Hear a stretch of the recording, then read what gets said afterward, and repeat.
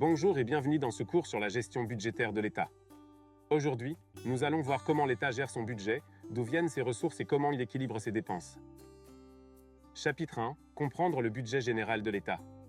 Le budget général de l'État est un document officiel qui présente l'ensemble des recettes et des dépenses prévues pour une année. Il se divise en trois parties principales.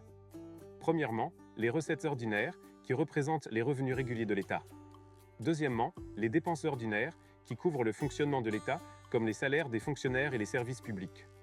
Troisièmement, les dépenses d'investissement, qui concernent les projets de développement, comme la construction d'infrastructures, d'écoles et d'hôpitaux. L'objectif de l'État est de financer ces dépenses tout en maintenant un équilibre budgétaire. Chapitre 2. Les recettes ordinaires de l'État. Les recettes ordinaires de l'État se divisent en deux catégories. Premièrement, les ressources fiscales, qui proviennent des impôts et taxes payés par les citoyens et les entreprises. Ces ressources comprennent l'impôt sur le revenu, l'impôt sur les sociétés, la taxe sur la valeur ajoutée, les droits de douane et les droits d'enregistrement et de timbre. Deuxièmement, les ressources non fiscales, qui incluent les revenus provenant des biens appartenant à l'État, les recettes de privatisation et les produits des monopoles d'État. Ces recettes permettent à l'État de financer ses dépenses publiques. Chapitre 3. Le calcul du solde ordinaire du budget général. Le solde ordinaire du budget général, abrégé SOG, est la différence entre les recettes ordinaires et les dépenses ordinaires. La formule de calcul est la suivante. SOG est égal aux recettes fiscales plus les recettes non fiscales, moins les dépenses ordinaires. Si le SOG est supérieur à 0, cela signifie que l'État dispose d'un excédent ordinaire. On parle dans ce cas d'une épargne publique. Si le SOG est inférieur à 0, cela signifie que l'État est en déficit ordinaire ou des épargnes publiques. Si le SOG est égal à 0, les recettes couvrent exactement les dépenses. Prenons un exemple. Si les recettes fiscales sont de 150 milliards de dirhams et les recettes non fiscales de 50 milliards, alors les recettes ordinaires s'élèvent à 200 milliards. Si les dépenses ordinaires sont de 180 milliards, alors le SOG est égal à 20 milliards, ce qui signifie un excédent budgétaire. Chapitre 4. Le calcul du solde du budget général hors emprunt et amortissement de la dette publique.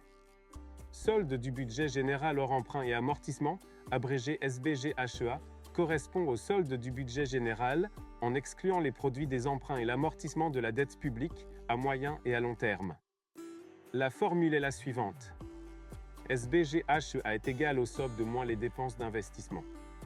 Si le SBGHEA est supérieur à 0, l'État dispose d'un excédent budgétaire. Si le SBGHEA est inférieur à 0, l'État est en déficit budgétaire. Si le SBGHEA est égal à 0, les recettes couvrent exactement les dépenses, y compris celles d'investissement. Par exemple, si le SOBG est de 20 milliards et que les dépenses d'investissement s'élèvent à 50 milliards, alors le SBGHEA est égal à moins 30 milliards, indiquant un déficit budgétaire. Chapitre 5. Le calcul du solde du budget de l'État hors emprunt et amortissement. Le solde du budget de l'État hors emprunt et amortissement, abrégé SBEHEA, correspond au solde du budget de l'État en excluant les produits des emprunts et l'amortissement de la dette publique. Il prend en compte les résultats des services de l'État gérés de manière autonome ainsi que les comptes spéciaux du Trésor. La formule est la suivante. SBEHEA est égal à SBGHEA plus le solde des services de l'État gérés de manière autonome, plus le solde des comptes spéciaux du Trésor. Prenons un exemple. Si le SBGHEA est de moins 30 milliards, le solde des services de l'État gérés de manière autonome de 5 milliards et le solde des comptes spéciaux du Trésor de 10 milliards, alors le SBEHEA est égal à moins 15 milliards, indiquant un déficit budgétaire global. Chapitre 6. Le besoin de financement de l'État. Lorsque l'État est en déficit, il doit trouver des financements pour couvrir ses dépenses. Le besoin brut de financement, abrégé BBF, permet de mesurer les fonds nécessaires pour équilibrer le budget. La formule est la suivante.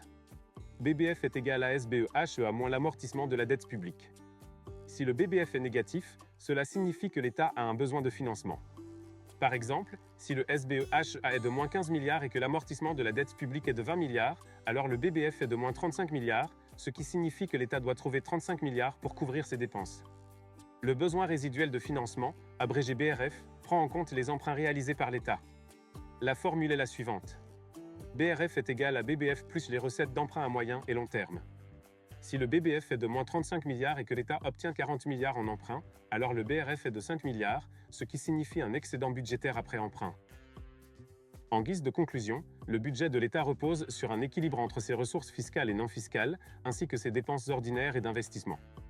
Le suivi budgétaire est essentiel pour éviter les déficits excessifs et assurer la stabilité économique du pays. Pour mettre en pratique ces notions, essayez de calculer le SOBG, le SBGHEA et le SBEHEA en utilisant des données fictives. Merci d'avoir suivi ce cours. À bientôt pour une nouvelle leçon.